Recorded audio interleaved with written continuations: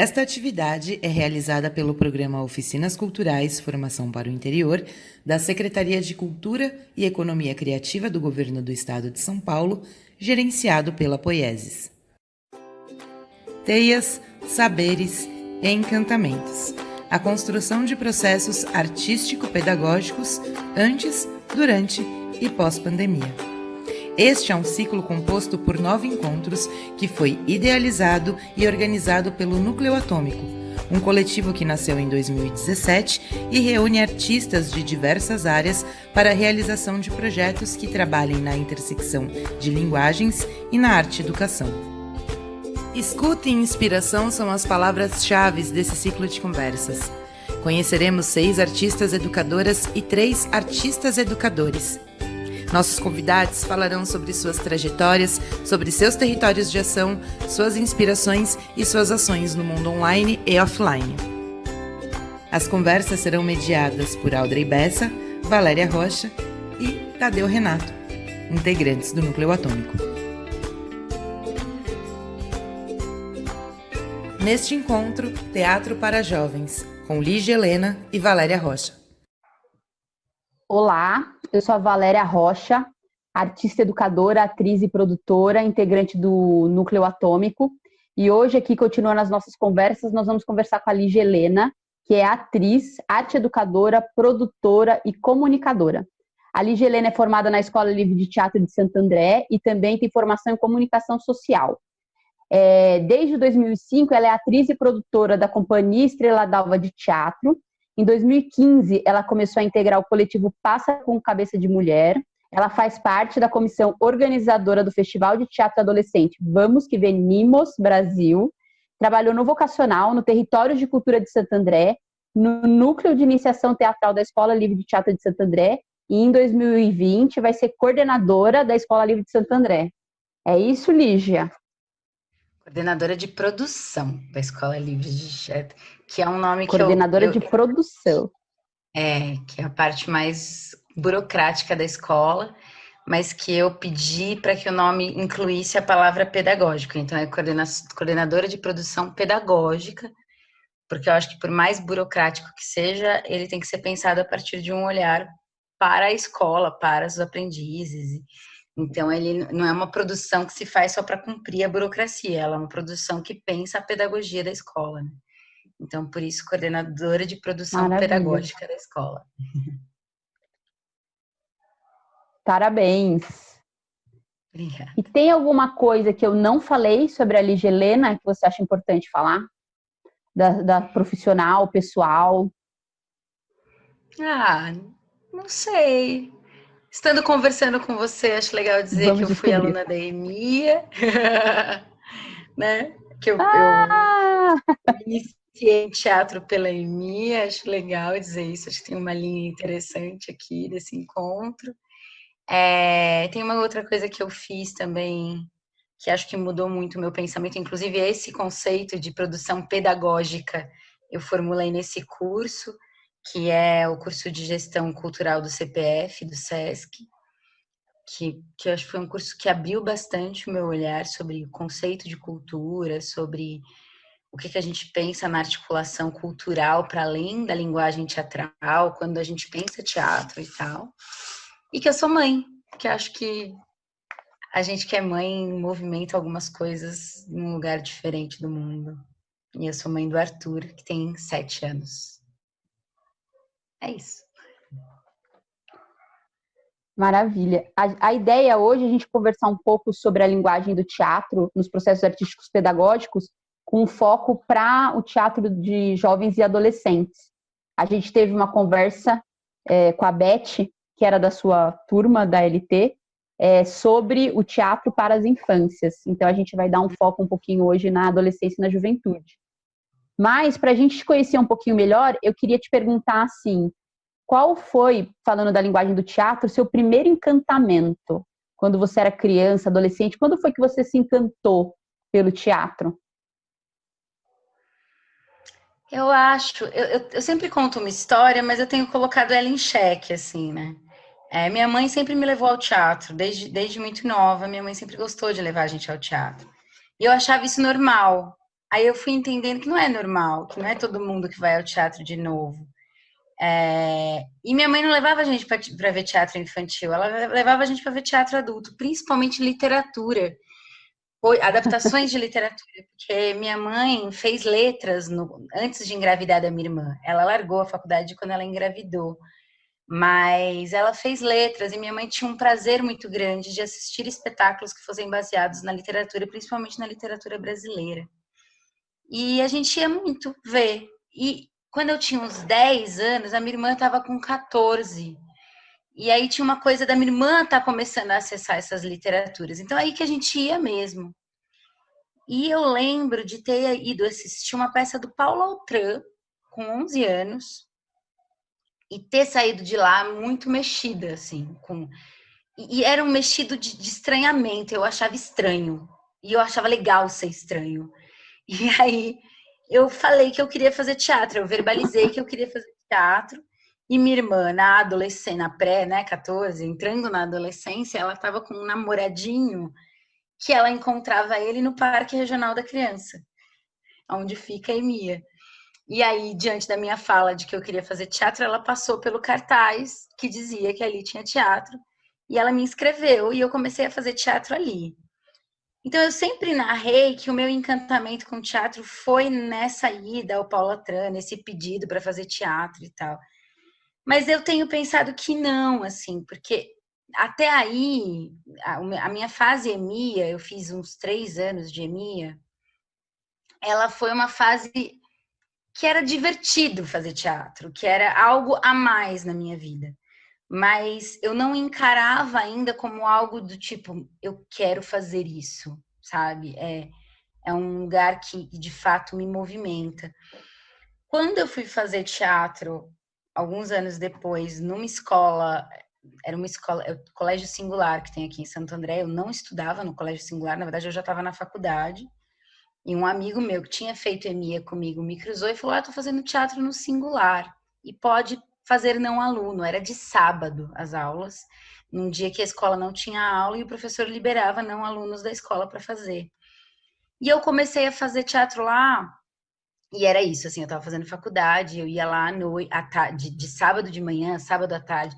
Quando eu via, eu passava o sábado inteiro lá fazendo todas as turmas, porque tinha várias turmas. E o que foi me encantando ali, nesse processo, com este professor, é o quanto ele me implicava no processo. E o quanto o que eu pensava do mundo tinha que ser colocado em cena. E aí que eu fui falando, cara, esse negócio é muito da hora mesmo. O encantamento com o teatro, de falar, isso me move, ele veio aí. Quando eu entendi que quando eu comecei a fazer as coisas que elas diziam sobre mim de alguma forma, e que o que eu pensava do mundo podia estar na cena, assim. E aí eu já estava, né, com 17 anos. Então, eu entrei na faculdade muito cedo, né? Então, eu estava com 17 anos, É isso que eu estava ia fazendo falar, nossa. faculdade. Eu passei no vestibular com 16 anos, entrei na faculdade com 17, eu era muito nova, entrei porque tinha que entrar e foi muito legal. É um curso que ainda me move, assim, mas que é a comunicação social, né, o jornalismo. Mas eu ainda precisava vislumbrar muitas coisas de mundo, assim. Eu ainda pensava umas coisas num lugar muito pequeno. E foi no teatro, mais do que na faculdade, que eu comecei a gerar perguntas, sabe? Tipo, que legal, eu posso pôr pergunta no mundo. Eu acho que o meu encantamento, muito mais do que ver teatro, foi descobrir que eu podia pôr pergunta no mundo através do teatro. Porque quando eu fiz a minha. Nossa, eu tô me prolongando aqui, desculpa, mas eu vou finalizar. Quando eu fiz a minha primeira aula de Não, mas jornalismo. é isso aí. A minha primeira aula de jornalismo, eu lembro até hoje, assim, teve um professor, primeira aula, ele quis fazer uma dinâmica de apresentação da turma. E aí tinha essa coisa que aí ele quis fazer perguntas, ele fez uma espécie de entrevista comigo para todo mundo ouvir. E eu lembro que o primeiro movimento foi a turma inteira se abalando, que eu tinha 17 anos, a grande maioria já tinha mais do que 20, né? E a segunda coisa foi, ele me perguntou, por que você quer fazer jornalismo? E a minha resposta, extremamente imatura naquela época, foi porque eu quero mudar o mundo. Eu achava que o jornalismo tinha essa potência de mudança de mundo. E eu acho que ninguém muda o mundo sozinho, mas eu acho que a gente move peças importantes, né, de relação humana, de jeitos de ver o mundo. E o que eu fui entendendo nesse processo muito paralelo de fazer teatro e fazer a faculdade era que o teatro era muito mais potente neste meu desejo de mudar o mundo, sabe? E aí eu fui ficando com o teatro, assim. Então, eu sinto que esse encantamento se deu aí, sabe? É isso. E aí, a partir dessa experiência no singular, como foi a sua formação até você virar artista educadora? Foi tudo bem junto, né? Eu fiz o singular, terminei a faculdade na mesma época em que eu comecei a orientar processos no singular. Eu já estava lá, a condução, o professor lá era o Marcelo Giannini, ele tinha uma coisa de... A gente ficava muitos anos lá, a gente ia ficando, as pessoas iam... Ele começava processos novos, mas ele continuava com os processos antigos, as peças circulavam, a gente ia muito para festival estudantil. Fui muito para festival estudantil na época do singular. Não à toa, hoje eu organizo um festival que a gente não chama de estudantil, porque a gente acha que tem que ser mais amplo, mas é um festival de teatro adolescente, porque eu sei o quanto um festival pode abrir janelas que às vezes só o processo pedagógico ali fechado da sala de aula não abre, sabe? E eu ia muito a Eu festival. sinto, Pode falar. eu sinto que antes tinha mais festivais para adolescentes Tinha. estudantis, que agora tem bem menos. É uma impressão É, errada? não é. A gente, inclusive, vou fazer. Em São Paulo tem muito pouco. E tinha muito antes. Tinha muito. E tinha um que era muito Então. potente e que ele era assim, era o festival que todo mundo esperava anualmente, que era o de Tatuí, que era feito no Conservatório de Música de Tatuí, porque lá tinha um curso de teatro. E o professor do curso de teatro lá, que infelizmente faleceu, eu não vou lembrar o nome inteiro dele, eu lembro que ele se chamava Carlos Eduardo. Mas ele faleceu e aí era uma verba que vinha do Estado, porque o conservatório é estadual. A verba para fazer o festival era do Estado. E era muito legal porque tinha inclusive verba para o grupo de deslocamento para ir para pagar o ônibus, assim, para ir para Tatuí. E era um festival de uma semana, quase duas, que 2 representantes do grupo tinham que passar a semana lá. Então era um negócio muito legal. Você passava a semana, você dormia, você fazia as oficinas, você conhecia professores, artistas que iam lá para dar as oficinas, você dormia de bunda colada com todo mundo, você conhecia outras pessoas, outras realidades, você via outros espetáculos. Eu me lembro de ter ido, eu estava no último ano da faculdade, estava terminando a faculdade, com 21 anos, e eu fui para Tatuí apresentar um espetáculo que era uma adaptação do Faroeste Caboclo do Legião Urbana. Chamava Paixão e Morte de João de Santo Cristo. E era um festival com premiação. Hoje eu não sou muito a favor da premiação nos festivais. O nosso não é de premiação, não é competitivo. Acho que tem uma coisa estranha de você dizer quem é melhor e quem é pior. Mas para mim, ali naquele momento, eu ganhei um prêmio de atriz revelação. E quem me presenteou, a questão nem foi tanto o prêmio, mas quem me presenteou foi a Gabriela Rabelo. E quando ela entregou, ela me abraçou.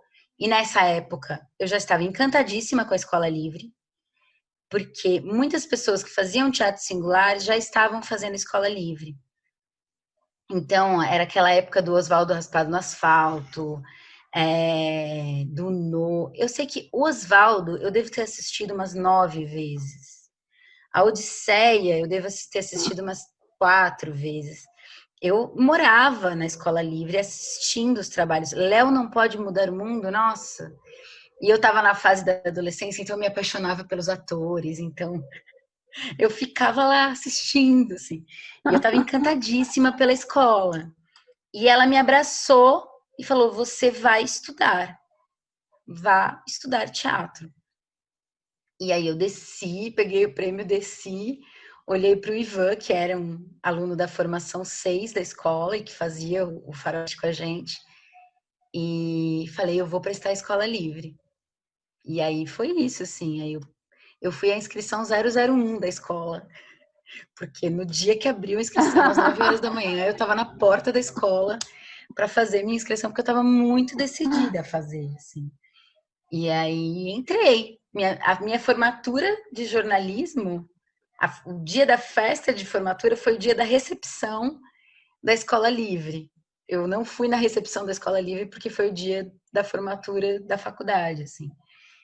E aí eu acabei que eu nem assim, durante todos os 4 anos da faculdade de jornalismo eu estagiei.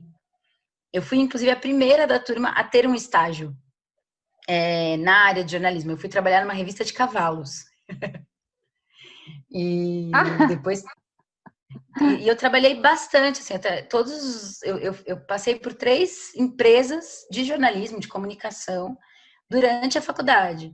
Mas aí meu estágio acabou, passei na escola livre, meu primeiro ano formada em jornalismo, eu estava enfiada na escola livre.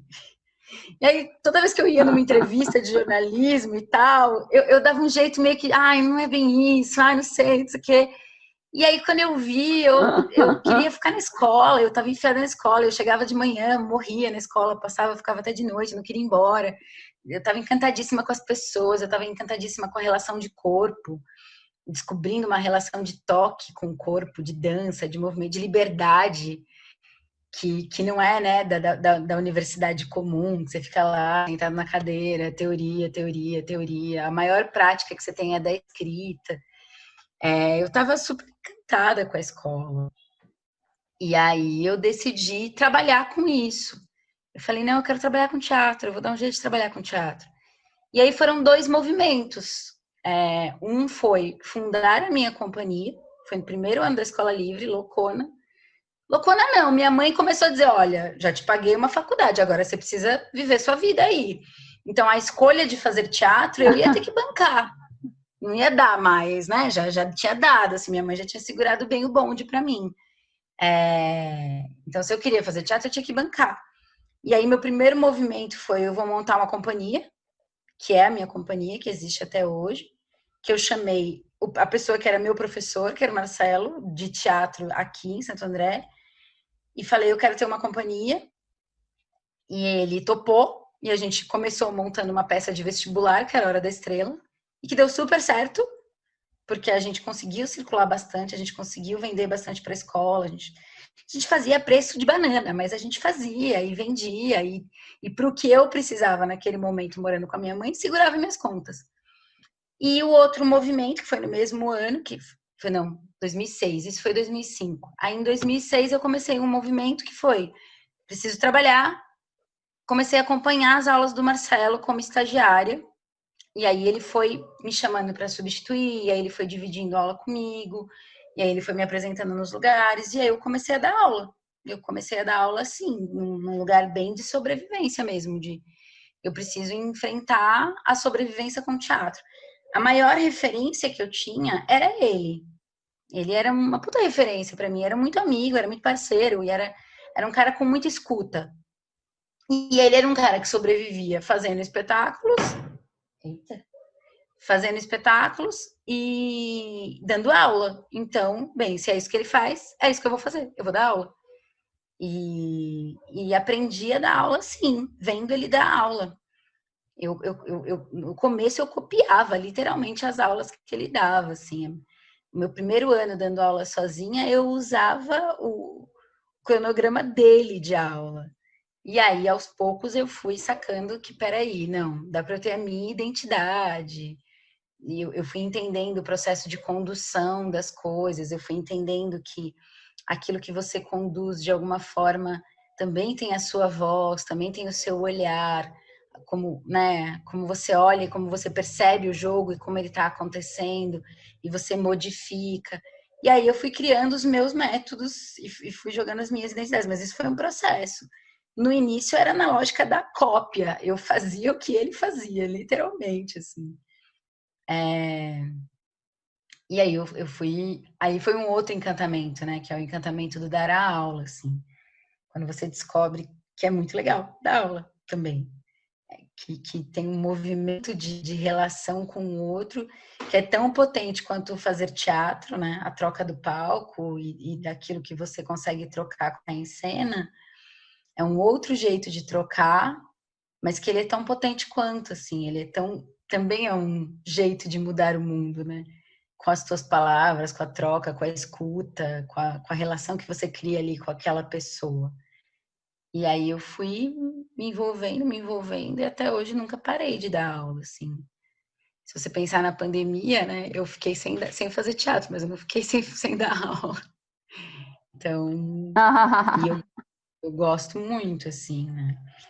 Foi o que me manteve em pé, inclusive, durante todos esses meses aí de pandemia, foi dar aula. Eu gosto bastante. Ai, me alonguei. E você consegue identificar, assim, um momento que você falou assim, cara, a partir de agora isso se tornou essa escolha mais concreta? Tipo, nossa, comecei porque precisava sobreviver, fui observando ele, copiando, mas em um momento aquilo virou sua escolha. Tipo, não, cara, isso aqui é o que eu quero fazer. Você consegue identificar, assim, qual foi esse momento ou o processo que disparou isso em você? De verdade, assim, e acho até por uma virada de maturidade, foram também os anos que eu tive meu filho, então eu passei a ver o mundo de uma forma mais diferente, mas também pelo processo em si, foram nos anos que eu dei aula no vocacional. Eu entrei no vocacional, no programa vocacional, né, da Secretaria de Cultura de São Paulo, pela primeira vez em 2012. Nesse ano, eu vinha de um programa, eu tinha trabalhado por 2 anos num projeto que chamava Tempo de Escola, que era um projeto do governo Lula, era uma parceria do governo federal com o governo municipal de São Bernardo. E eu trabalhava no pós-balsa do Riacho Grande, em São Bernardo, né? Numa ideia de contraturno dentro da escola regular de ensino fundamental 1. E eu trabalhei por 2 anos nesse programa, mas era bem difícil, assim, porque era essa relação entre cultura e educação que é sempre bem conflituosa, né? Ela, ela pode ser muito potente, mas infelizmente ela não é. E aí você passa por umas barreiras, e eu era muito imatura na época para entender que coisas eu tinha que ceder para que alguma coisa acontecesse. Eu demorei muito para entender, eu fui entender ano passado, assim, nossa, eu não devia ter ficado brigando tanto, eu queria brigar, eu queria que acontecesse, eu queria que fosse perfeito. E dentro da estrutura da educação não seria perfeito, seria o que seria possível, e eu poderia ter brigado menos.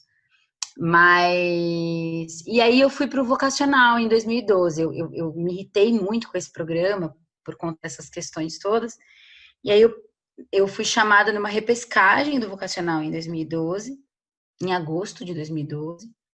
Dei aula no Zanoni Ferriti e saí muito intrigada, assim, terminou o ano e eu falei, nossa, isso aqui é diferente.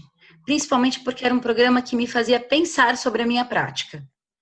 Diferente do outro, que era super burocrático, tinha uma coisa, a gente tinha que produzir ensaios, tinha reuniões pedagógicas, então ele tinha essa coisa de que eu tinha que pensar sobre a minha prática.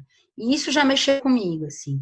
Eu me lembro de uma reunião de avaliação com o coordenador no final do ano, que ele foi extremamente gentil comigo, mas que ele me colocou perguntas muito pertinentes sobre a minha orientação. E eu saí, assim, com uma pulga atrás da orelha. Mas aí eu engravidei, quer dizer, eu já estava grávida, eu entrei grávida no programa, mas aí meu filho, quando o programa foi reiniciar em 2013, meu filho estava para nascer. E aí eu não entrei, eu passei, mas não assumi. E aí eu voltei em 2014. E aí meu filho já estava ali quase 1 ano, eu já estava extremamente balançada por várias coisas da vida. E pela vida em si, né? Pela vida, porque você tem um filho, tem uma coisa da vida, assim, que te é colocada e você baixa um pouco uma certa arrogância, sabe? Que era essa que eu tinha no tempo de escola, assim, de tem que dar certo. Não, talvez não vai dar certo, porque quando você tem a criança e você vê que não vai dar certo, você vê que nem tudo tem que dar certo, né? E aí eu E vai entrei dar de novo. certo, né, depois. Vai. Coisas lindas acontecem também. E aí entrei no jornal de novo e entrei no Céu Rosa da China, que fica muito perto da minha casa. Eu sou de Santo André, mas o Rosa da China é de uma região que é a Juta, Jardim São Roberto, que faz divisa com Santo André. Então eu brincava que eu trabalhava no meu quintal. Eu ia de bike, assim, 8 minutos, chegava lá, dava aula, vim embora. E eu consegui fazer uma coisa que foi uma relação muito forte com o território. E tinha todo esse lugar do programa que não era um lugar autoritário, era um lugar de troca muito grande. Eu tinha uma autonomia muito grande para conduzir os processos. Eu tinha coordenadores que me provocavam na minha condução pedagógica.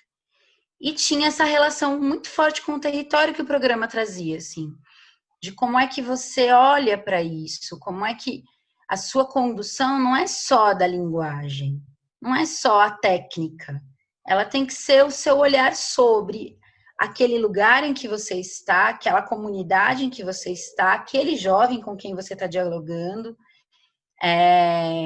que narrativas são daqui. Então, você não vai chegar impondo uma narrativa, um estudo, um lugar específico, mas você precisa olhar, você precisa trocar, você precisa caminhar pelo bairro, você precisa sujar o seu pé na sujeira daquele bairro, ou você precisa conhecer as narrativas que estão daquele lugar.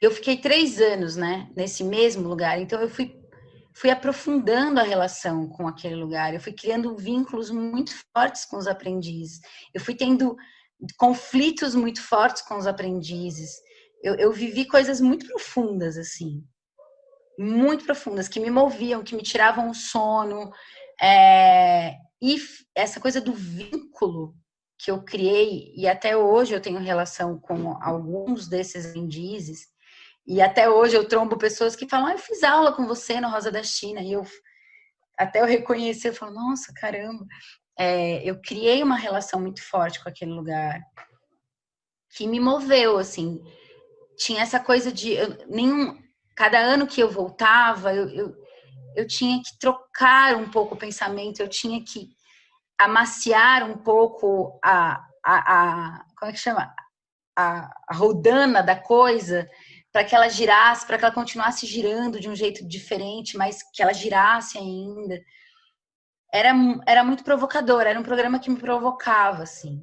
E no último ano que eu estive ainda nessa gestão, que foi 2016, eu consegui mover coisas nesse programa que estavam muito relacionadas a mim, a como eu estava vendo o mundo, a como eu estava me relacionando com aquele território, que era o Rosa da China, e em especial com as mulheres, com as meninas daquela região, e das coisas que eu estava recebendo, de narrativas, de histórias, de violências, de não realização das identidades por conta das estruturas patriarcais que aquelas meninas viviam.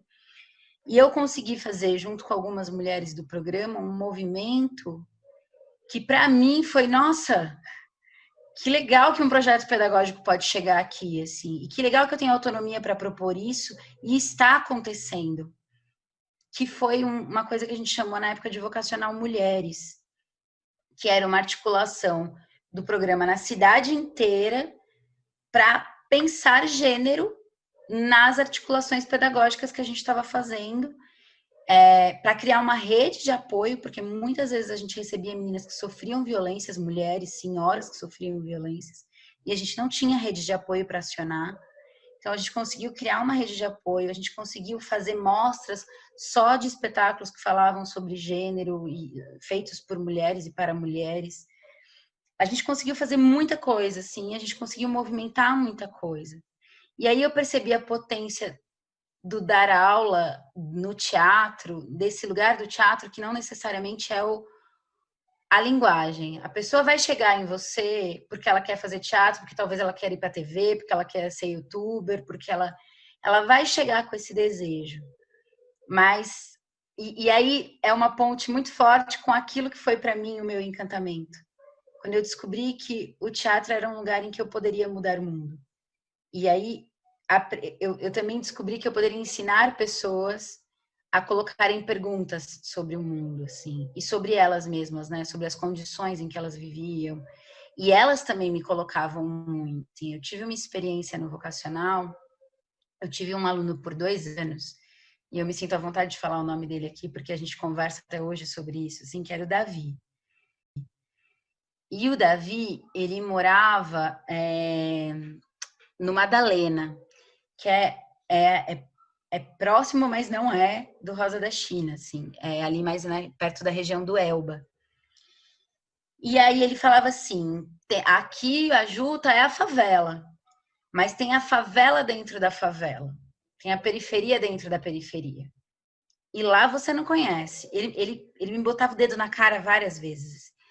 Você é a professorinha branquinha, a sua realidade é outra, e você está recebendo para estar aqui. Mas eu não tô, e eu devia estar recebendo para estar aqui. Ele falava isso. Ele era aluno e ele me falava, eu devia estar recebendo para estar aqui. O vocacional deveria, no mínimo, dar uma ajuda de custo, porque eu venho andando 30 minutos daqui, não sei o quê. E ele jogava isso muito na minha cara, assim, ele questionava tudo, ele questionava a minha branquitude, ele questionava a minha casa, ele questionava minha condição de vida. E aí ele questionava a contradição do meu discurso em relação a tudo isso, né? E eu fui me aproximando do Davi porque eu falei, beleza, então me leva lá, quero conhecer a sua casa. E ele não botava fé que eu ia, e eu fui. E eu fui com meu filho, doida, assim. Não achei que era tão longe, não botei fé. Fui com o Arthur tinha uns 4 anos, 3 anos na época. E eu fui a pé com ele, com o Arthur aqui, ó, no braço. Suei, cansei. Falei, meu Deus, eu não devia ter vindo a pé, por que eu não vim de carro? E entrei dentro da casa dele e tomei um café com a mãe dele e conversei e vi como é que era o quarto dele. E eu lembro dele muito feliz porque ele tinha ele tinha um encantamento muito forte com livros. O Davi foi aluno do Tadeu, inclusive, na mesma época. Sim, eu conheço o Davi. Ele tinha uma coisa muito forte com os livros. Ele tinha um encantamento muito grande com os livros. E eu lembro de eu entrar no quarto dele, que na verdade era a lavanderia da casa, assim, e ele queria muito que eu visse que ele tinha muitos livros, assim. Mas assim, do mesmo jeito que para mim foi, de fato, a casa dele era a periferia da periferia, porque ele morava na beira do córrego, que na favela, chama-se Favela da Ilha. E de fato era algo que talvez eu nunca tivesse acessado, e de fato ele estava certo em apontar os meus privilégios, porque eu nunca tinha visto aquilo. Então, eu fazer todo um discurso de sejam revolucionários, mas não conhecer a realidade dele, era de fato contraditório. Mas ter ido lá, e depois ter voltado, e ter ido no aniversário dele, e ter tomado uma cerveja com os primos dele, sabe? A gente se aproximou, a gente virou muito amigo, e a gente até hoje troca sobre a vida, e sobre como estão as coisas, ele foi me fazendo ver isso, assim, de que não basta você chegar aqui com um conteúdo. Eu preciso ter escuta para ele precisa ter escuta para mim, a gente vai ter que se entender, a gente vai ter que entender as nossas realidades. Tem toda uma relação entre você e o aprendiz que ela tem um limite, assim, entre um vínculo de amizade, mas que vai gerando esse encantamento entre os dois, do mesmo jeito que ele vislumbrava chegar num lugar de vida que fosse parecido com o meu e com o do Tadeu, porque eu lembro de uma época que ele começou a usar uma bolsa de lado igual o Tadeu, e ele percebeu que ele tomava menos enquadro se ele usasse a bolsa de lado do que se ele usasse a mochila. Eu também fui entendendo que aquilo que eu trabalhava não poderia ser trabalhado se eu não levasse em conta que a minha narrativa não é a mesma que a dele. E aí isso vai mudando o nosso jeito de conduzir um processo. Então, do mesmo jeito que eu quero que eles aprendam a fazer perguntas, eu fui entendendo que eu só poderia conduzir um processo se eu aprendesse a me fazer perguntas sobre mim e sobre eles e na relação desse encontro. O que essa fricção desse encontro gerava. Então, hoje, para mim, dar aula é criar um vínculo com cada aprendiz, assim, sabe? Eu não consigo dar aula se eu não conheço minimamente, se eu não acesso minimamente a história de cada um. E se eu não permito que eles me acessem. Num lugar que tem um limite muito pequeno entre um acesso da minha intimidade, mas sim, às vezes eu me abro um pouco mais do que só no conteúdo, sabe? Às vezes eu preciso que eles adentrem um pouquinho mais nas minhas entranhas para a gente chegar num lugar de criação que é genuíno, sabe? Que é verdadeiro, que tem. Não sei se é a palavra, não gosto muito dessa palavra, mas é que me veio agora. Que é honesto na nossa trajetória, assim. É isso, eu nem sei mais o que eu tava falando. Qual era a pergunta mesmo? Não, mas eu ia te perguntar se você sentiu que isso mudou em 2020, com essa relação da pandemia, com essas aulas online, o acesso pelo WhatsApp, se essa relação de vínculo você sentiu que ela mudou. Mudou. Foi muito mais difícil, né? Porque tem uma subjetividade disso tudo que, bem, começa que mudou porque nem todo mundo ficou.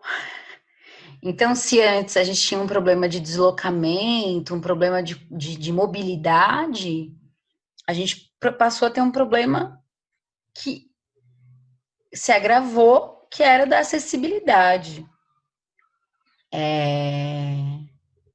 Então, não dá para negar isso, né? Acho que a primeira coisa que muda é eu perdi muita gente que não continuou porque não tinha acessibilidade de internet, de computador, uma qualidade mínima para estar na aula, ou porque a morada da pessoa era uma morada que O não lhe espaço permitia físico, né? o espaço físico, mas também quando eu acho que para tudo, assim, mas no teatro, nas artes, eu acho que um pouco mais, porque quando a pessoa vai fazer teatro, muitas vezes ela consegue manifestar na sala de aula coisas que ela jamais manifestaria em casa, em relação a quem ela é, o que Sim. ela pensa do mundo, ao corpo, a forma como ela quer mover o corpo dela, a forma como ela quer se sentir representada, as permissividades do teatro que são maravilhosas e que as pessoas não têm em casa. Um menino que dança, nem sempre ele dança em casa. Uma menina que, não sei, tô indo na binaridade dos gêneros, mas não é só isso, assim. É falar sobre si. Eu Eu tive tive, para mim, dois casos assim que ficaram fortes. Foi uma menina que largou a turma, porque toda vez que ela entrava na aula, o irmão ficava zoando atrás, botava música alta para ela não fazer aula. Ela falou: não consigo, porque eu não tenho um quarto para mim. Aí ficava aquele irmão atrás dela. E também muito forte uma mulher, uma vocacionada de 50 anos, que ela falou assim para mim: antes, quando eu saía para fazer a aula, eu saía de casa e eu era eu. Agora eu tô o tempo inteiro em casa com os meus filhos, com o meu marido e com a minha neta. E eles me pedem coisas o tempo todo, o tempo todo. Ela falou assim: parece que eu não sei quem eu sou. Eu virei mãe e avó. E a pessoa que eu sou tá desaparecendo. Eu achei isso tão Exato. forte, que eu acho que tem a ver com isso que você está falando. A pessoa sai da casa dela, ela assume outros papéis, outras relações, né? E ali na casa, nem sempre ela vai ter esse espaço, né? Tipo, de trancar a porta do quarto e falar: olha, agora ninguém entra aqui que eu estou fazendo a minha aula. E aí, às vezes, Eu no tive uma ambiente ela não situação de pode viver outros papéis, né? Eu tive uma situação de uma aprendiz que, no processo da aula, ela estava começando a verbalizar a sua negritude. Mas toda vez que ela falava sobre isso, ela tinha esse movimento de cabeça, assim. E aí, às vezes, ela parava. Aí, quando ela voltava, ela falava, desculpa, que passou alguém aqui. E aí você via que, visivelmente, não é uma coisa de boa dela dizer na casa dela, que é, eu sou negra. Então, e é isso, assim. Então, tem esse lugar e na relação professor-aprendiz, tem uma subjetividade da percepção do corpo do outro, de como ele está entendendo, de como ele está se sentindo, que, que eu acessava pelo gesto, eu acessava pela percepção do corpo, do tanto que o corpo suava ou não suava, da entrega para o jogo, que o online não me dava. Então, às vezes, eu tinha uma angústia muito forte de falar. Eu terminava a aula com a garganta seca, eu via que eu tinha falado alto, eu percebia que eu estava falando alto. Por que eu estou falando tão alto? Eu estou num vídeo, por que eu estou falando tão alto? Porque eu precisava dizer que eu estava ali, eu precisava que eles quisessem estar, e eu precisava gerar um movimento neles, mas era muito difícil sentir o retorno e construir esse lugar de confiança sem você ter os espaços entre. Porque o intervalo é um lugar de construir confiança, porque a chegada na rua, que a Sim, pessoa vê como é que você chegou, te cruza, a forma como você abraça a pessoa na chegada, a partida, a forma como você finaliza. Ai, eu queria te fazer uma pergunta, e a pessoa vem e te faz perguntas e você fica ali mais meia hora e não vai embora, porque aquela pergunta dela era importante. Isso o online tirou da gente. Você entra numa sala, oi, gente, tudo bem? Isso aqui tá todo mundo no mesmo lugar. Se mais de 2 pessoas falarem, ninguém se entende. Termina a aula, terminou. Você derruba. Você não tem esses entres das micro-relações que você consegue gerar com cada um e cada uma. Então, eu só conseguia ter retorno de se a coisa estava funcionando quando eles eram verbalizados. Eu tive que criar métodos de momentos de avaliação mais contínuos, verbalizada. Porque aí era quando eu conseguia entender se a coisa estava funcionando ou não. Porque eu não tinha esses outros lugares de avaliação, que são mais subjetivos. Que você sente, que você percebe que alguma coisa sim. aconteceu ali e que ela não precisa ser dita. E isso é muito sofrido, é muito cansativo. E eu também não tenho medo de dizer, até porque eu não quero passar o resto da minha vida fazendo isso, que eu não acho que nós estávamos fazendo, assim, eu não acho mesmo que nós estivéssemos fazendo teatro. Acho que a gente inventou uma linguagem artística a partir do vídeo, com algumas possibilidades. A gente adaptou jogos, a gente criou formas, mas eu não acho que fosse, de fato, teatro naquilo que ele pode ser mais potente, que é o risco.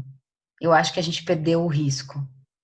Era muito difícil colocar as pessoas em risco, no risco do jogo, sabe? Da troca, da, do improviso, daquilo que é mais gostoso do teatro, assim. Na tela era muito difícil você fazer isso, assim. Então, não sei se eu sou pessimista, mas eu quero muito voltar pro palco. Para sala, para qualquer lugar, É pode ser no isso meio da aí. rua, mas eu quero ver os corpos físicos, 3D, com ondulações, assim. Um cheiro, sabores. Tudo. E os entres? Eu E sinto muita falta dos você, entres. sim, sair depois, né, para falar, porque muita coisa acontece, né, no pós-aula, no antes, no intervalo, com a Muita. gente e entre eles também. Eu sinto mais falta disso acontecer entre eles do que comigo, assim, sabe? Esse ano. Eu senti a falta deles terem o horário de intervalo, deles Sim. poderem se conhecer. Porque se uma coisa é você ter uma turma que você começou e aí você foi para o online. Outra coisa é você começar uma turma no online. Eles não se conhecem. E aí, quando eles vão se conhecer, quando eles vão dar risada, quando eles vão falar de coisas que não tem nada a ver com a aula, né, e vão descobrir nisso que, putz, eu brigo muito com meu pai. Nossa, ela também briga muito com o pai dela. Nossa, eu tenho muito medo de andar na rua. Nossa, ela também tem muito medo de andar na rua. Aí você começa a descobrir, cara, a gente tem coisas em comum e coisas que nos afastam. Eu acho muito importante esse momento sem um orientador, que eles conversam entre eles. E isso no online se perde demais, né? Eles criam saídas, criam um grupo do WhatsApp, mas eu sinto que não... É diferente de quando eles já se conhecem. A gente já se conhece, a gente vai para online e a gente não se conhece. Eu sinto muita diferença. E eu ia te perguntar uma coisa que você falou aprendizes, professor, artista orientador.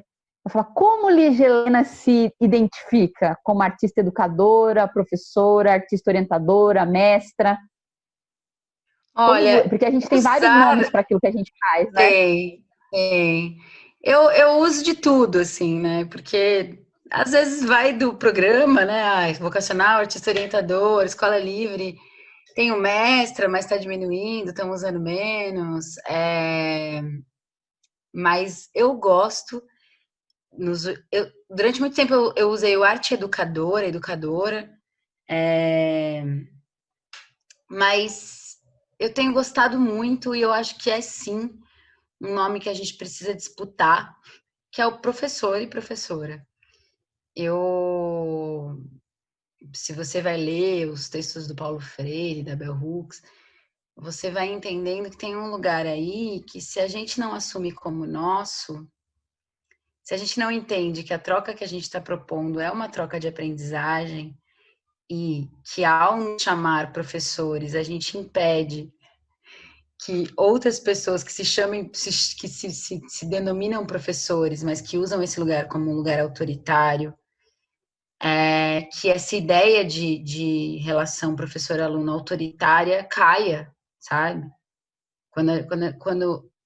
Quando eu, que tenho uma relação horizontalizada com os meus alunos, quando eu me relaciono com eles nesse lugar que é o da escuta, e eu digo, eu sou professora, eu estou dizendo o que é que qual é a potência do ser professor, sabe? O quão maravilhoso é ter alguém disposto a te escutar e a criar um processo pedagógico a partir da tua escuta. Então... E às vezes pode fazer até essa pessoa pensar, puxa, se ela é professora e é assim, por que aquela outra é professora e não é assim, né? Porque se eu tenho uma relação só com o professor autoritário, eu vou falar assim, entendi, isso aí é o que é ser professor, né? Agora, quando você abre o leque e fala, nossa, existem milhares de formas, aí você pode questionar. Exato, é exatamente isso que eu acho, assim. Eu tenho achado mesmo, assim, que a gente precisa, sim, assumir esse lugar do professor, sim, da professora. E não é, ao mesmo tempo, assim, entre eles e elas, eu não uso nada. Eu peço para me chamarem de Lígia, porque eu acho mais normal e o que eu me sinto mais contemplada. O termo, ele é sobre tipo, como que você se apresenta, né? Eu sou professora de teatro. Mas entre eles e elas, eu até brinco. Quando alguém me chama, ô professora, eu sempre respondo, aluno. E aí eles dão risada, e a gente troca. Tem um esse ano que só me chamava de senhora. Meu Deus, pelo amor de Deus, não me chama de senhora. Deixa eu me sentir nova por um tempo. Eu brinco muito com isso. Com criança, me chamava de tia. Eu falava, fala, sobrinha. Na relação com eles, eu brinco. Para mim, tanto faz. Assim, eu prefiro Lígia. Sempre preferi que eles me chamem de Lígia. Mas para me apresentar, eu tenho aprendido a me apresentar como professora. Eu ia te perguntar se você, na sua trajetória como professora, se você se sente solitária. Porque, assim, existe essa troca muito com os alunos e as alunas ali, né? mas entre os seus pares, se você encontrou lugares onde, nossa, vamos conversar sobre a prática da aula, sobre o teatro, sobre como é ensinar teatro, ou se você se sentiu solitária nesses processos. Acho que os anos que eu me senti mais solitária no quesito pedagógico foi, e não estou dizendo que foram os anos, eu gostei muito e eu voltaria com tranquilidade a trabalhar nesse programa, mas pensando em troca, foram os anos que eu trabalhei aqui em Santo André, num programa que chama Territórios de Cultura. Mas era uma solidão até meio parecida com o que às vezes eu encontrava no vocacional também. Esses programas que são descentralizados, que eles dão conta da cidade inteira, e aí num âmbito macro, que é São Paulo, e num âmbito menor, que é Santo André, mas ainda assim, né, você tem os artistas espalhados pela cidade, e mesmo quando a gente estava no mesmo equipamento, nunca era no mesmo dia, porque a sala era a mesma para os dois, então não podia ser no mesmo dia. Na ponta você está muito sozinho, né? Você chega na sala de aula, você movimenta aquele território num lugar muito solitário. No Territórios, tinha uma coisa de ter uma multiplicidade muito grande de linguagens. Então, isso poderia ser muito potente, mas também era muito cada um articulando a sua maneira. Então, era muito difícil potencializar aquele encontro, assim, sabe? Aquela ação como um todo. Cada um fazia o seu trabalho na sua potência. E quando eu tentava levar questões que eram muito específicas, e principalmente sempre que a gente recebia situações que estavam para além da questão da linguagem, mas que envolviam o território, as violências que aquele território abarca, as identidades daquela juventude em especial, aí eu sempre me senti muito sozinha, assim, né? Porque eu sempre trabalhei para secretarias de cultura. A única vez que eu trabalhei para educação foi essa do tempo de escola, né? Mas na cultura, a estrutura para recepção dessas situações é muito... Ela é zero, na verdade, né? Ela não existe. E aí, quando você quer encarar elas de frente, você encara sozinho. É tipo, hora extra, vai aí. Se você acha que você tem que fazer uma denúncia no conselho tutelar, se você acha que você tem que encaminhar uma aluna para um centro de cidadania da mulher, se você acha... Tudo isso é por sua conta e risco, por mais que você tente comunicar à Secretaria de Cultura a quantidade de funcionários que a cultura tem. Eles fazem assim, poxa, que difícil, né, Lígia? E você faz, E aí você já criou um vínculo lascado com aqueles alunos, você não vai conseguir não fazer nada, e você vai fazer todo esse movimento sozinha. E mesmo a questão pedagógica, se ficar legal, se na mostra no final do ano for da hora, todo mundo te aplaude, mas ninguém te perguntou como é que foi o processo, se você deu conta dele, como foi a relação com os alunos. E aí, se der errado, você só não é contratada no ano seguinte. Então, é solitário, né? Assim, na verdade, tá aliado à estrutura, né? A gente não tem horas reunião no número que deveria ter. O vocacional até tinha, mas eram muitos educadores e a gente não dava tempo de dar conta de todas as narrativas, de todos os alunos, de todos os processos, um grau potente, assim, de troca, né? Então, muitas vezes você precisa trocar com quem não é do programa, você precisa falar com os amigos que também dá aula em outros lugares, para alguém te dar uma ajuda, para alguém te dar uma luz naquilo que você está fazendo. É solitário, sim. Hoje, na Escola Livre, eu me sinto menos sozinha,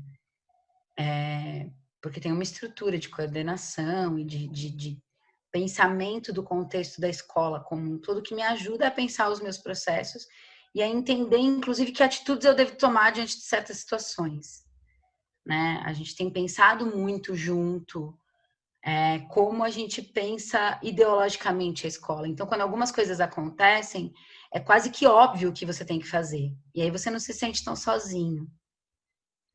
Mas ainda assim é um pouquinho, porque na ponta você tá lá, né? E como eu oriento núcleo, eu não oriento formação, é um pouco solitário, porque o núcleo é teu, é a tua condução, você não vai trocar, não tem uma equipe que vai conduzir com você, né?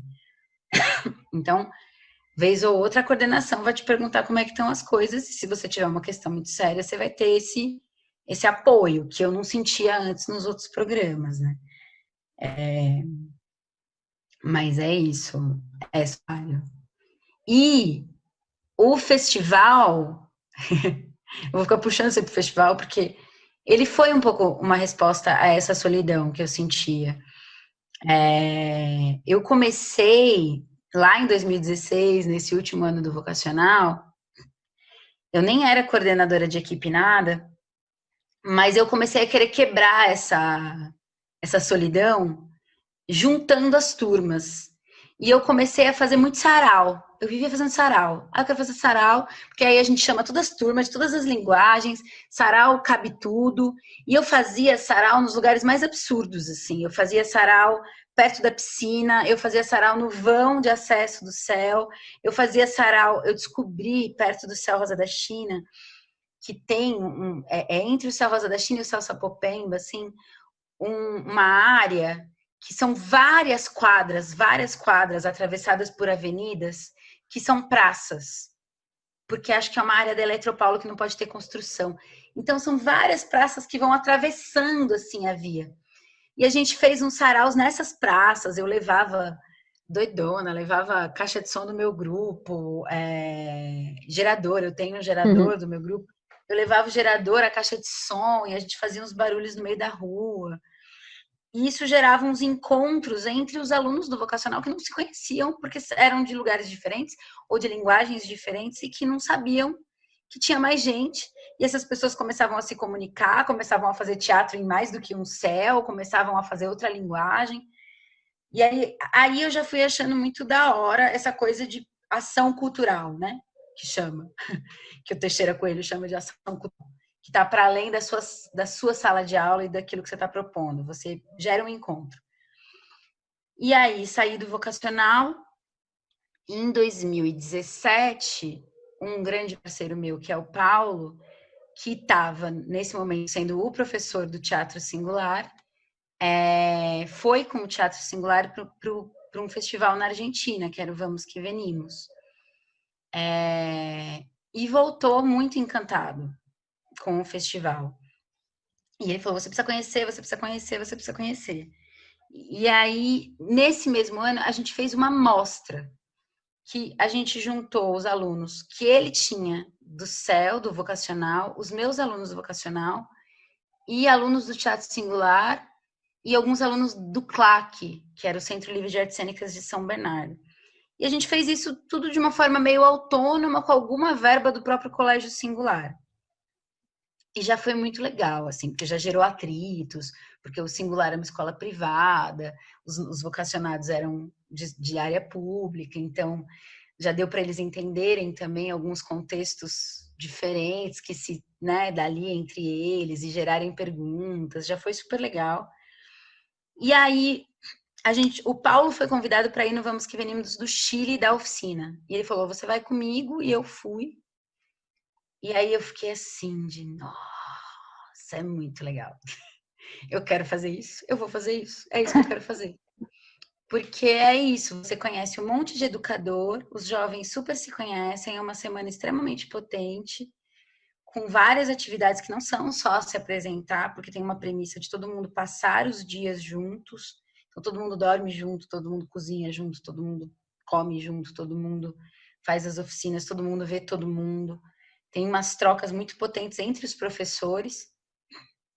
E eu falei, nossa, tira essa sensação de solidão.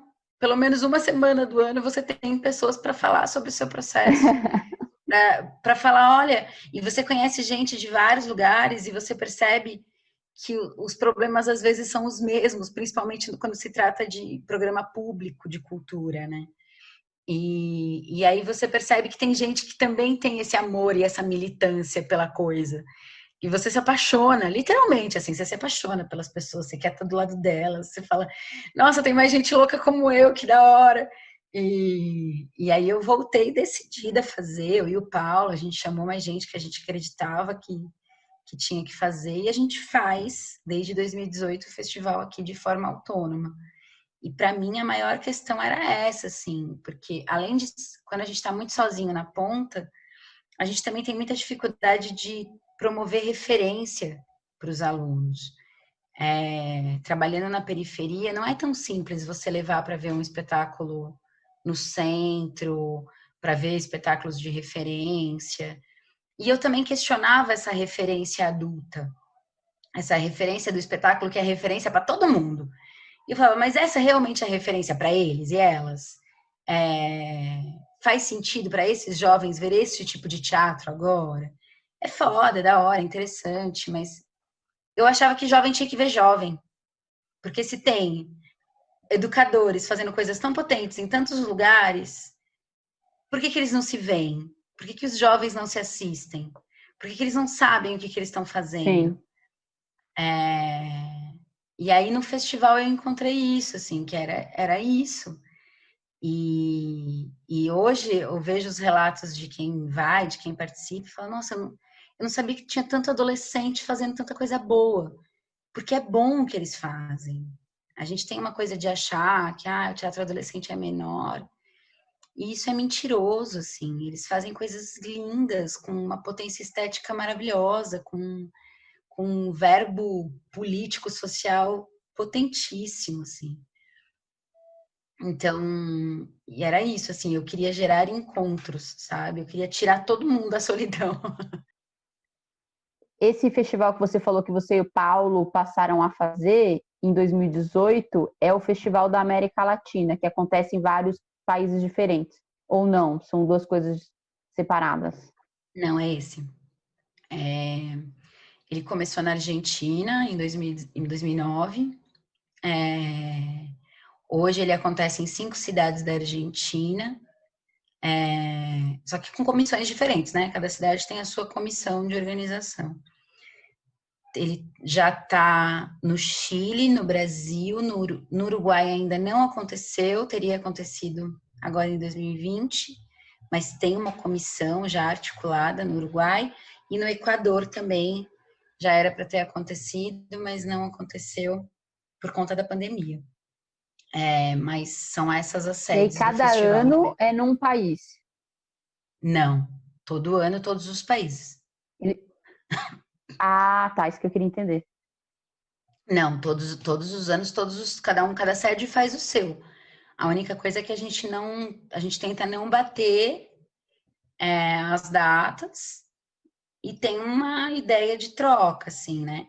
O da Argentina, ele é o único que é mundial, que ele abre ele é mundial, mas nunca teve participação de grupos que não fossem da América Latina. Mas ele é o único que abre para fora do país. O nosso, ele está estadual. A gente nem é nacional ainda, porque a gente não tem braços para isso. Mas eles são anuais. Todos os festivais acontecem uma vez ao ano, numa agenda dos festivais. O que faz ser uma rede é o princípio do festival e o formato. As coisas que acontecem, tem coisas que têm que acontecer no festival. O principal princípio é o protagonismo jovem, então os adultos não podem estar à frente de nada do que acontece, tem sempre a ideia de que os jovens é que tocam um pouco a coisa, e de que, principalmente na cena, não tem, por exemplo, é proibido ter espetáculo adulto no festival, não é para ter espetáculo adulto. O segundo princípio é a gratuidade, nada é pago. Tudo é gratuito, tanto a participação quanto assistir o espetáculo, né? Então, esses princípios básicos. Aí tem outros de formato. Então, essa coisa de que todo mundo dorme junto, de que tem que ficar. Não é só 2 ou 3 pessoas do grupo que passam a semana. O grupo tem que passar a semana. E isso é muito legal.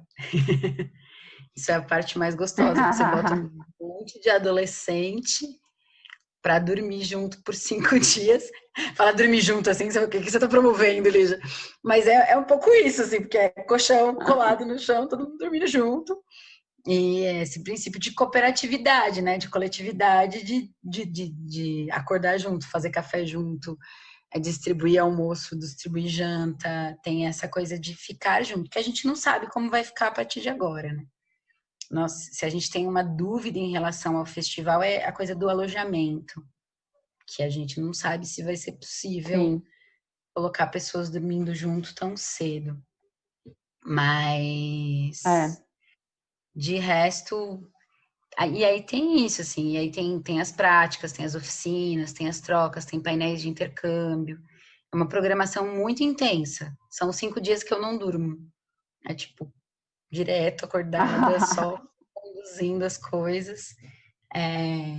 E tem as trocas entre os diretores, né? Tem os painéis entre a gente chama de diretores, mas são os professores dos grupos de diferentes... e tem uma diversidade muito grande, né? Então, você tem alunos de escola particular, você tem gente que vem de ONG, você tem gente que vem de grupo autônomo. A gente nunca teve, mas no Chile e na Argentina eu já vi grupos que são jovens que se juntaram, montaram um grupo e eles vêm e participam. Que é a diferença dos festivais estudantis, porque os festivais estudantis, eles têm uma coisa horrorosa, que eles exigem o CNPJ da escola na inscrição e a matrícula de todos os alunos nessa escola. Então, eu, por exemplo, quando eu fazia teatro singular, a gente burlava uma matrícula minha para poder participar dos festivais, porque eu não era aluna do singular. E aí a gente não exige nada disso. Então, cabe um grupo autônomo de jovens que moram em Santo André, que tem um grupo X e que querem participar. Cabe essa potência de participação. Então, você tem gente que vem de esfera pública, de oficina, tem gente que vem de escola, tem gente que vem de ONG, tem gente que vem sozinho.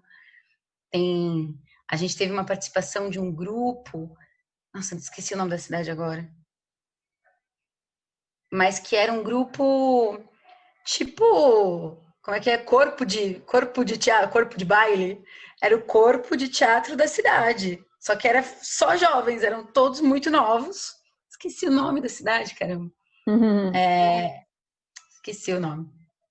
E era isso, assim, eles passavam até por uma seletiva para fazer parte do grupo. Então, são muitas diversidades, muitas lógicas de fazer teatro, e as pessoas vão se encontrando, e elas geram até umas perguntas de, nossa, mas a gente faz assim, será que a gente deveria fazer assim? Isso é estranho, então, né? As pessoas começam a pensar que é estranho o que elas fazem, assim. E é bem gostoso, assim. E aí, o ano que vem, a gente está nesse impasse de não saber se vai ser possível alojar pessoas juntas, né? E tem uma perspectiva de data para o ano que vem, não? Setembro. E a gente ganhou o Aldir Blanc, né? Do Estado. Então, a gente com certeza... o festival. A gente acabou de ganhar o Aldir Blanc. Mas do Estado ou do município? Do Estado. Do município também, mas é que do município é tão pouco que a gente vai se pagar pelos trabalhos que a gente fez esse ano, né? Com o prêmio. Que a gente fez esse ano, já que não teve festival, a gente produziu um podcast sobre teatro e adolescência, sobre vários temas, cada episódio tinha um tema diferente, que chama Frequência VQV Brasil, e que tinha... Nossa principal ideia era manter o contato com os grupos, né? Eles não acharem que a gente acabou, e fazer os grupos terem espaço para falar. Então, a gente fazia os temas e eles e elas vinham participar a partir da perspectiva de pesquisa de cada grupo, assim.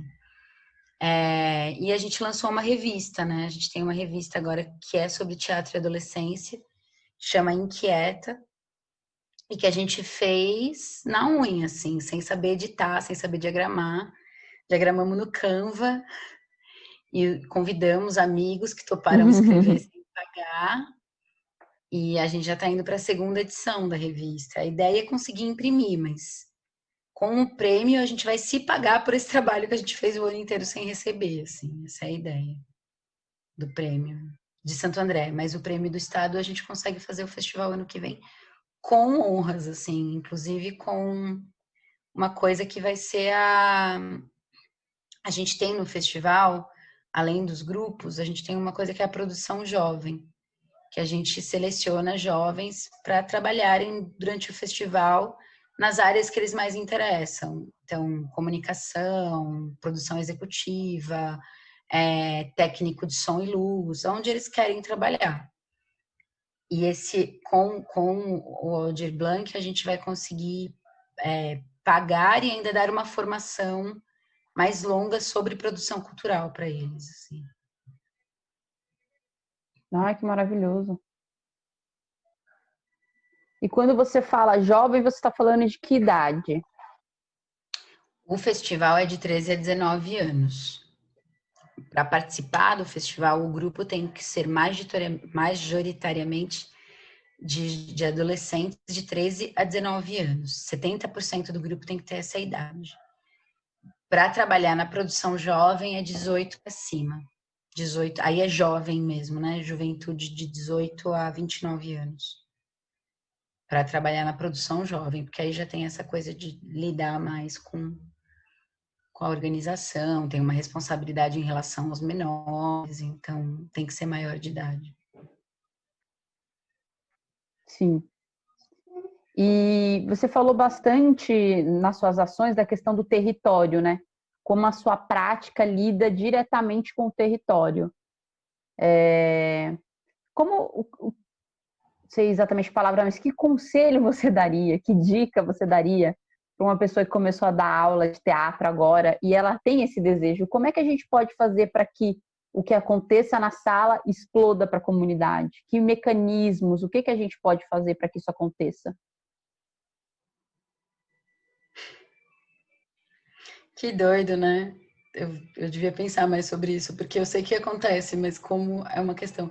Eu estou pensando aqui num projeto que eu fiz em 2018 com a minha companhia, que chama Escola Itinerante de Teatro, que foi, inclusive, uma reverberação de um projeto que a gente conheceu na nossa ida para o Chile, de um grupo de lá que chama Quatro Elementos, e que eles têm uma escola itinerante. Eles ficam 1 ano numa comunidade mapuche, no caso, fazendo um trabalho de teatro e depois eles vão para outra escola. A ideia é fomentar teatro comunitário naquela região e sair para fomentar em outro lugar. E a gente fez isso ano passado, em 2018, numa escola aqui pertinho da minha casa que chama Amaral Wagner. A gente ficou lá uns 8 meses, um pouquinho menos.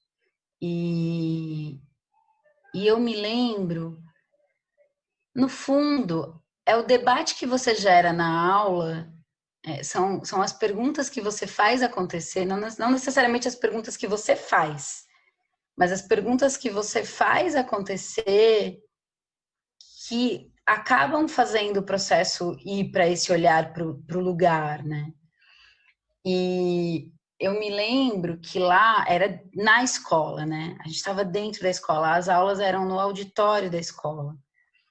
Então, foi ficando muito impossível, por conta da forma como a gente conversava com eles, não falar sobre as angústias deles e delas em relação à escola, com a escola mesmo, né? E os problemas com os professores, os problemas com a burocracia escolar, os impedimentos, né? A escola é um território muito proibido, né? Ele tem muitas proibições. Então, intervalo, as portas são trancadas, a área de jogo, a porta é trancada, a biblioteca é inacessível, a área aberta é sempre trancada. É muito não que eles têm dentro da escola, né? E tinha uma coisa, toda vez que a gente chegava, a gente tinha que passar pela portaria para ser liberada a nossa entrada. E tinha um portãozão enorme que a menina fazia aquele... A gente dizia o que a gente tinha ido fazer ali, e a menina apertava o botão e fazia um pé, e aí o portão abria, fazia tchá tchá. Era muito barulho, assim. E era o portão por onde entravam os atrasados e atrasadas.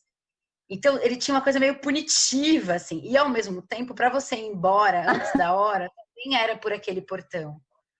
E aconteceu muitas vezes, deu e do Paulo não conseguiu ou não entrar ou não sair, porque alguém encasquetava, ou que a gente não era dali, não devia entrar. Ou, bem, aquele portão era uma questão. E eu lembro que ele entrou na dramaturgia. A gente gravou o som do portão, assim. Tô falando do portão porque ele era essa coisa. Ele tem entrado na peça, tinha muito a ver com o tanto de coisas que a gente conversava, as angústias daqueles alunos e alunas, o quanto estar dentro da escola era algo muito castrador para a maioria deles e delas. E era isso, assim, entrou na dramaturgia, aquela sonoridade do portão, sabe? Eu não sei muito se tem um método. Eu acho que é o método da conversa e da escuta, que acaba, se você consegue, e ali ali era muito visível, porque a gente estava trabalhando com um grupo muito específico, né? Alunos de uma mesma escola, que é diferente de quando você trabalha com jovens de vários lugares, de várias diversidades de natureza, né? A escola pública, escola privada, escolas diferentes. Eles tinham uma natureza muito específica, então era um problema de todos falar sobre aquela escola. Então, isso se tornava muito visível. Mas quando eu falo do problema, é um pouco isso, assim, você só chega no território se você, com aquelas pessoas que estão com você em sala, faz perguntas. E as perguntas, às vezes, são muito simples, assim. Eu lembro que um dos procedimentos que a gente fazia muito lá era um jogo bobo, que ele é bem binário, mas que eu adoro fazer, que ele chama coisa ruim, coisa boa. E que era, todo começo de aula, a gente sentava em roda e cada um e cada uma tinha que dizer uma coisa ruim e uma coisa boa que tinha acontecido na sua semana. E isso não tem nada a ver com teatro, mas tem tudo a ver com teatro. Porque é você, minimamente, se perguntando para aquela pessoa como ela tá. Como você está? Conta para mim uma coisa que aconteceu na sua semana. E ali, naquele território, era inevitável, na maioria das vezes, os relatos vinham associados à relação com a escola. Um professor que foi grosseiro comigo, uma professora que não me deixou entrar em sala porque eu estava de saia curta, um inspetor que me expulsou, um não sei quem que não me deixou entrar, ou... todas as problemáticas que envolvem a escola. Isso aparecia muito. E a outra coisa é começar a fazer coisas fora da sala, sabe? É promover coisas que não necessariamente sejam dentro do âmbito fechado da sala. Às vezes vamos fazer uma caminhada no bairro, em silêncio, e vamos olhar o que tem aqui? E depois a gente volta e que a gente viu. Isso é de dentro da sala para fora, né? Tem essa coisa do dentro para fora, mas também tem uma outra coisa que é o fora para dentro, né? Quando eu estava no Rosa da China, o Rosa da China tem uma bica perto, que corre água direto. E rola um movimento que eu passava lá e falava, gente, esse lugar é muito maluco. Eu queria muito fazer alguma coisa ali, porque as pessoas iam lavar carro lá, as pessoas faziam churrasco lá, as pessoas faziam coisas na bica. Porque tinha água corrente limpa, então as pessoas faziam coisas na bica. Normalmente eram carros de som, as pessoas vida, lavando. Né? É vida. A galera ficava lavando o seu carro ali, comendo um churrasquinho e tomando uma cerveja. E tinha todo um movimento ali. E eu dizia muito, gente, a gente tem que fazer coisas aqui, a gente tem que fazer coisas aqui. E aí eu fui chamando para, gente, vamos até a bica, vamos ficar só olhando. E aí isso gerava uma cena dentro da sala. Vamos fazer uma cena na bica, e aí a gente fez algumas cenas na bica. Tem esse lugar. E tem um lugar que é mais subjetivo, que é você chegar mais cedo na sua aula e sentar na padaria e conversar com a pessoa que está na padaria e a pessoa saber que você é professora de teatro dali, porque isso vai fazer com que ela fale, olha, tem teatro ali. E aí ela vai avisar o adolescente que mora na casa dela ou na casa da vizinha que tem teatro ali, porque, olha, tem uma professora e ela parece muito legal, né? tem essa cara estranha, mas ela é legal. É, é um movimento que ele começa meio... Hoje eu vi uma imagem muito forte, que foi uma plantação em formato de mandala. Então, são círculos, né? E aí cada círculo é um tipo de planta que é plantado. E no meio tem a fonte de água, né? Que é jorrada para toda a mandala. A impressão que eu tenho é que estar no território é um pouco isso, assim, né? Você tem ali o equipamento de cultura que você trabalha, seja ele qual for, de cultura, de educação, tem lugar, tem a sua sala que você dá aula, tem o equipamento, tem as pessoas que trabalham, tem quem frequenta, tem quem não frequenta, mas está sempre no entorno, tem os moradores do em volta, tem o bairro que é mais próximo, mas não é tão próximo assim, e tem a cidade como um todo, né? A gente não está fora da cidade, assim como tem o país, assim como tem a América Latina, né? Parece que isso vai fazendo... Quando eu defendo que a gente não pode não olhar para o território, tem gente que fala que eu estou sendo bairrista. Mas é muito louco, porque, por exemplo, eu acho que existe um território muito forte chamado América Latina, que a gente precisa olhar para ele na nossa atuação, sim, sabe? Tem problemáticas que são muito latinas e que se reverberam em todos os processos pedagógicos quando você vai conversar com professores que são do Chile, que são da Argentina, que são do Uruguai. As juventudes estão vivendo coisas muito parecidas. Então, olhar também para o território nesse aspecto também é muito da hora. E eu tive uma experiência em 2019 que foi levar os alunos que eu tinha de Santo André para o festival Vamos que Venimos da Argentina. E é isso, era uma ação territorial que eu estava fazendo, de pegar jovens no Jardim Maré, aqui de Santo André, e enfiar eles num busão. A gente foi de busão para a Argentina, porque era o dinheiro que a gente tinha para ir. E parar em Buenos Aires, numa cidade centro, capital, toda maravilhosa, com todos os racismos possíveis, com toda a estrutura de um festival que é mundial e que é bem diferente do nosso, no sentido de amplitude, quantidade de pessoas, de fazer eles terem que pensar, e a maioria deles voltar falando, nossa, é legal, é potente o meu território. A maioria deles voltou com essa coisa de eu achava que lá fora era mais da hora e eu tô entendendo que tem coisas muito legais que acontecem aqui e que sou eu que promovo como jovem.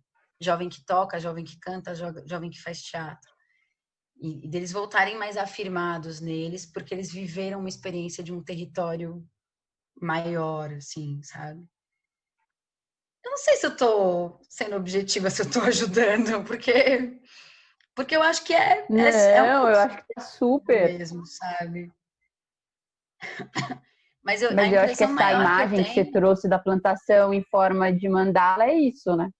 Tipo, você vai crescendo. Então, eu tô no meu bairro, eu tô na minha cidade, eu tô nesse estado, eu tô nesse país, eu tô na América Latina. E aí você vai se ampliando, né? Eu acho que essa imagem que você trouxe é muito potente mesmo. Eu acho que o que não dá, assim, que eu vejo em alguns casos, é você achar que você vai chegar num lugar com um conteúdo e é isso que vai ser, assim, sabe? Acho que o equívoco tá aí, assim. O território, ele aparece nas narrativas das pessoas. Eu sei o quanto eu sou andreense quando eu vou no Parque Regional da Criança e eu sei o tamanho do meu afeto por aquele foguete de escorrega. E a narrativa das histórias com aquele foguete está associada a pessoas que vivem nessa região, né? E aí, se alguém que não é de Santo André, que vai trabalhar, eu estou dando um exemplo tosco, mas não tanto assim, né? Tem problemáticas e tem coisas interessantes que são dos territórios. E o som do portão, sabe? não aparecer num processo que está falando, feito por alunos dessa escola, estruturado, se não tem o som do portão, é porque você deixou passar alguma coisa, porque você não teve escuta, porque tem narrativas que são coletivas, assim como tem narrativas individuais que talvez mais para frente vão reverberar para outra pessoa que participou daquele processo. Então, no fundo, é tudo escuta, assim. Eu tenho muita dificuldade de planejar o ano. Às vezes que eu planejei o ano, eu não gostei, eu me senti forçando uma barra, no sentido de conteúdo, sabe? Porque, e de material de criação. Parece que você não foi professor, parece que você quis impor uma coisa, né? Só para a gente terminar, então, não vou fazer uma pergunta, vou sugerir uma pergunta, mas você pode responder ou não responder, ou você pode falar uma coisa e falar assim, não, eu quero falar outra coisa que eu senti falta.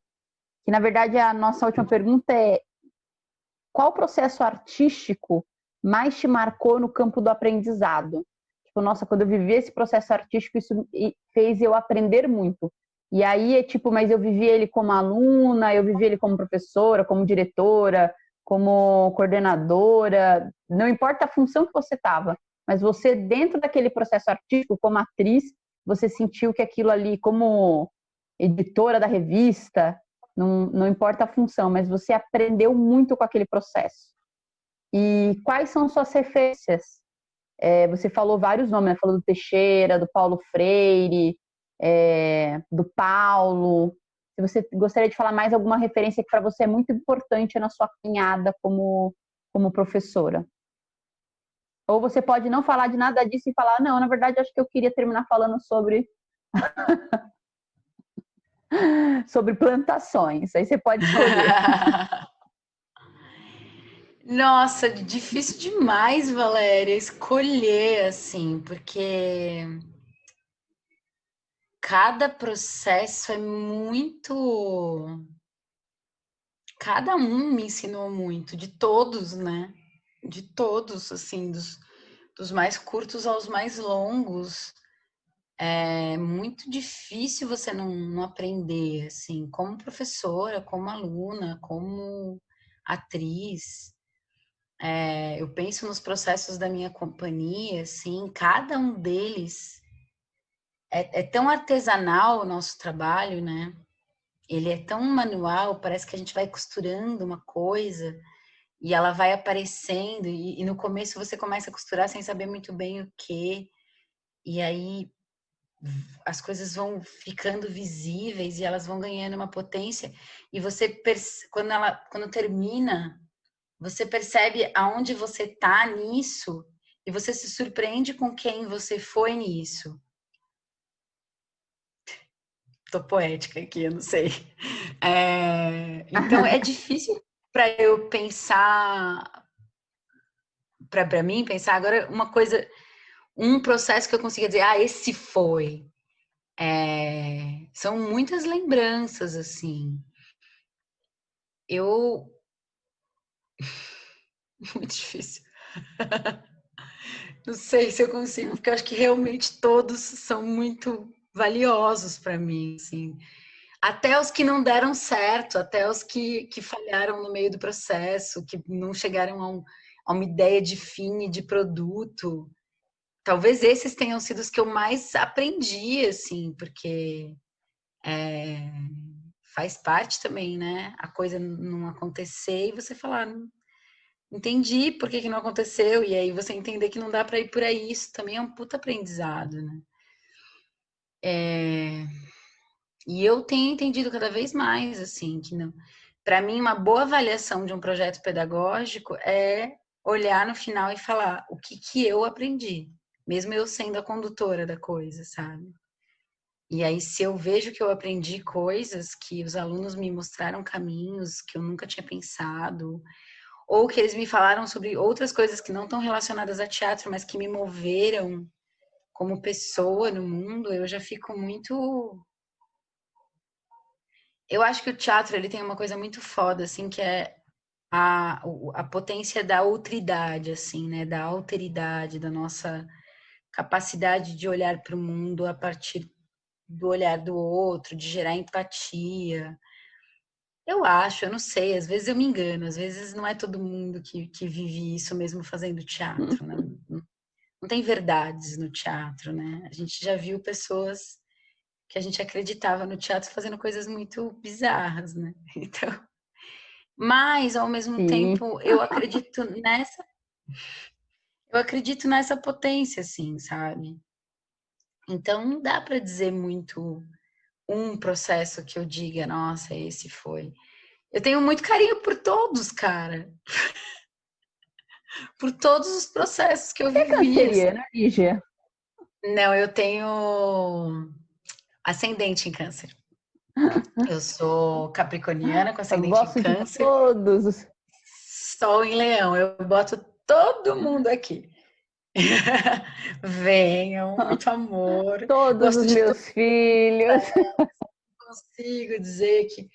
Olha, para a gente não sair dessa conversa sem um processo, eu acho que pelo tempo que ele ocupou e que ele ainda ocupa na minha vida, o processo artístico que eu vivi mais foda, assim, foi o Ulisses, que é uma montagem do meu grupo que chama Ulisses Molly Bloom Dançando para Adiar, e que é uma adaptação do Ulisses do Joyce, e que a gente montou, a gente ganhou, foi a primeira vez que a gente ganhou um PROAC na vida, que foi em 2011, a gente estreou em 2012, e a gente faz esse espetáculo até hoje, tirando 2020, que ninguém fez nada, ou se fez, fez de um jeito diferente. A gente não fez. Mas ele foi um processo.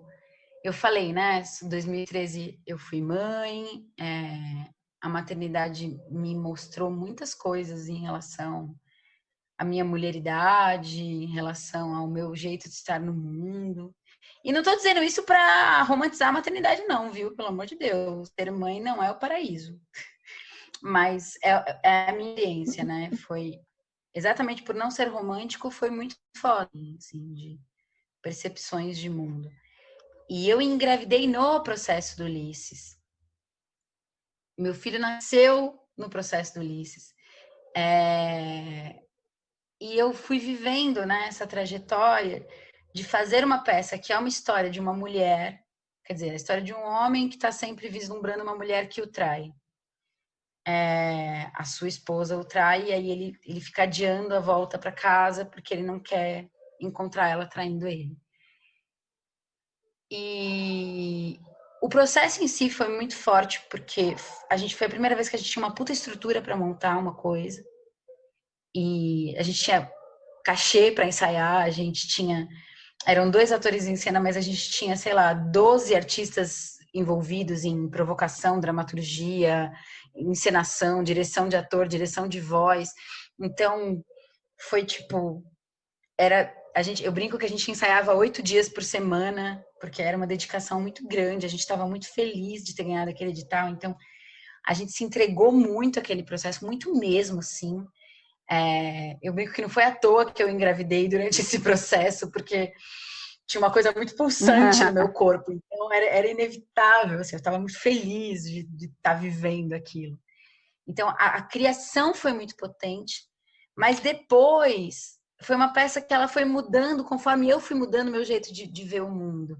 Então, se no começo eu dava uma romantizada, tinha uma ideia meio de fazer essa personagem num lugar meio diva, eu fui entendendo que não, que ela era uma bruxona, e que ela era outro lugar, assim, se eu comecei fazendo uma coisa linda e límpida, eu terminei cuspindo café de volta, assim, sabe?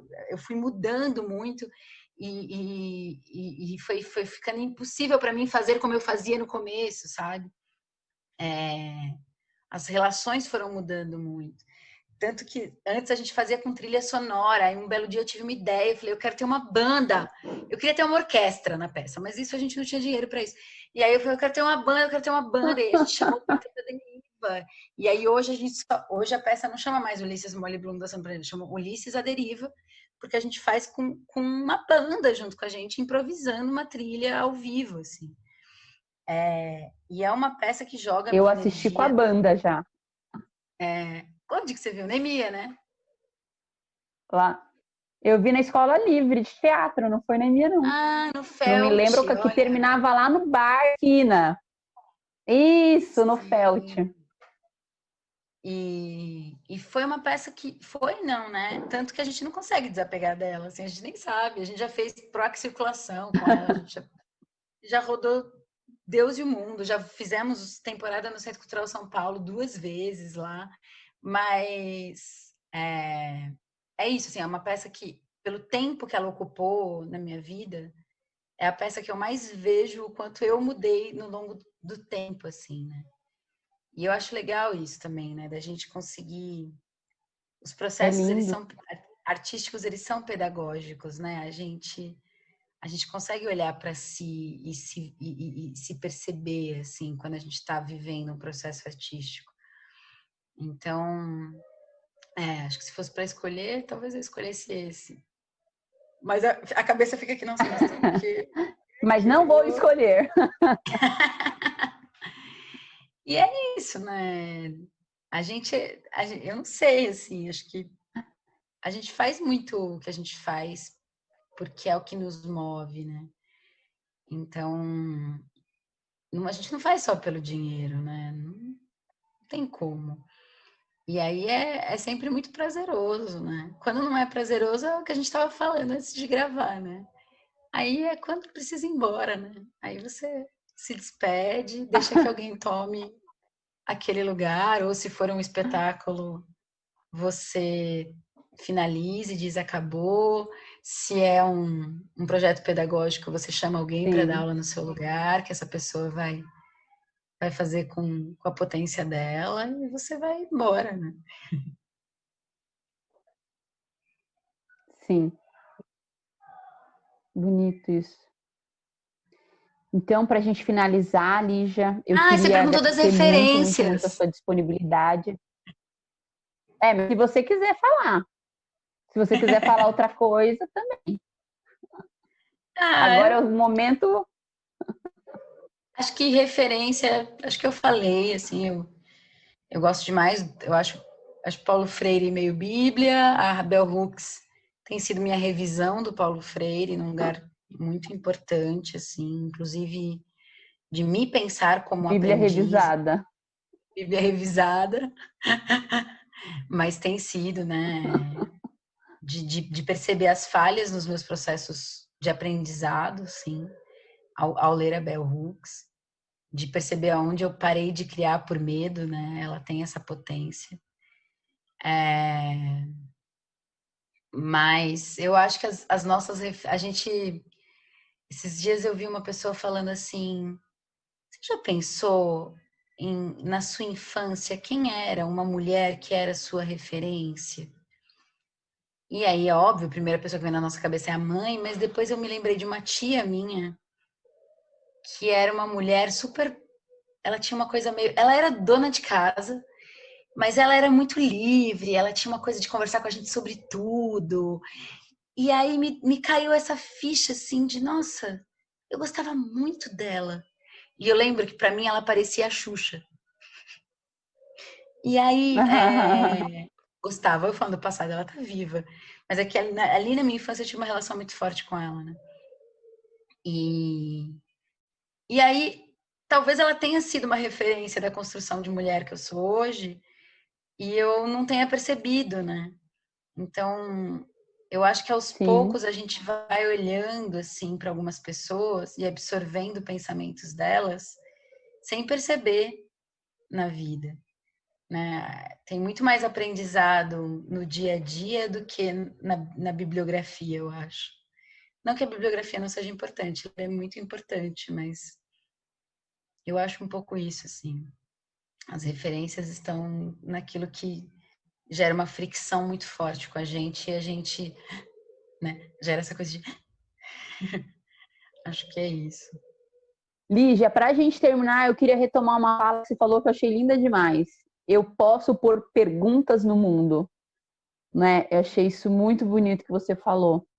E acho que tem a ver com você trouxe a ideia da semente, da plantação, né? Essas coisas que a gente vai plantando na nossa trajetória. E achei que a gente pode plantar perguntas, né?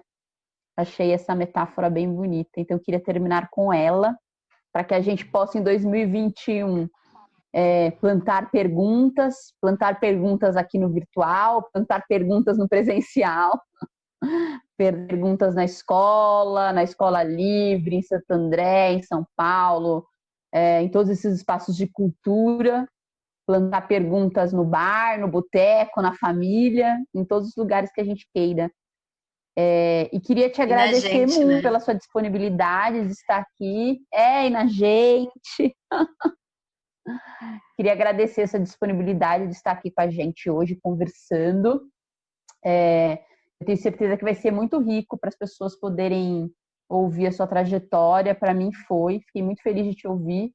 Porque te ouvindo eu vou pensando várias coisas, tipo, é mesmo, eu preciso fazer mais isso, aquilo que eu fiz estava errado, eu vou por esse caminho.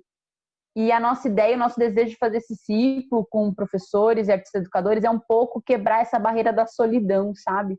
É que a gente possa ouvir outros artistas educadores e falar, nossa, ele faz como eu, ela faz como eu, olha, eu nunca tinha pensado naquilo. É a gente se encontrar um pouco mais, mesmo que seja assim, virtualmente. Então, eu te agradeço demais. Muito obrigada, viu, por compartilhar com a gente aqui a sua história.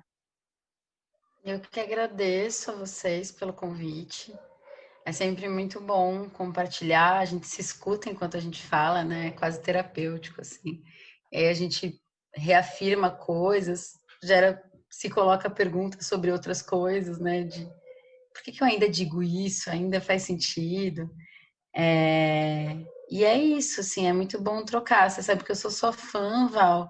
Eu queria ser mais de perto, assim, eu queria muito trocar mais. Eu acho que a gente ainda vai trocar mais. Mas agradeço mesmo o convite do Núcleo Atômico e espero vida longa aí para vocês nesses processos, que vocês possam continuar promovendo encontros, inclusive de corpo. Sim! Então, até mais. Tchau, tchau, Lígia. Tchau!